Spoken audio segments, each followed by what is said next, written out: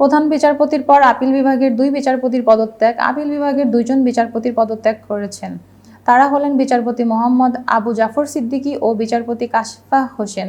আইন মন্ত্রণালয়ের মাধ্যমে রাষ্ট্রপতি বরাবরে তাদের পদত্যাগপত্র পাঠানো হয়েছে। আজ শনিবার বিকালে তাদের পদত্যাগপত্র পাঠানো হয় বলে সংশ্লিষ্ট সূত্রগুলো গণমাধ্যমকে নিশ্চিত করেছে। প্রধান বিচারপতি ওবায়দুল হাসানের পদত্যাগের পর আপিল বিভাগের 2 বিচারপতির পদত্যাগপত্র দেওয়ার জন্য জানা গেল। বিচারপতিদের সংশ্লিষ্ট সূত্রগুলো বলেছে, বিকেল 4টার দিকে 2 বিচারপতি পদত্যাগপত্র পাঠান।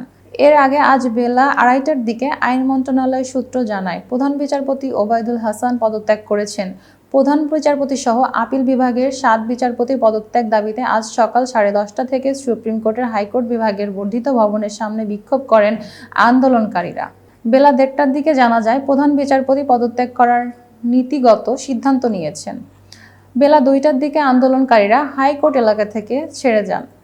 অন্তর্বর্তী সরকারের আইন উপদেষ্টা অধ্যাপক আসিফ নজরুল আজ দুপুরে সচিবালয়ে বলেছেন, গণ আন্দোলন থেকে পদত্যাগ দাবি উঠলে সেটিকে কতটুকু সম্মান প্রদর্শন করতে হয় সেটা প্রধান বিচারপতি বুঝতে পারবেন বলে প্রত্যাশা থাকবে। পরে প্রধান বিচারপতির পদত্যাগ করার নীতিগত সিদ্ধান্তের কথা জানা যায়।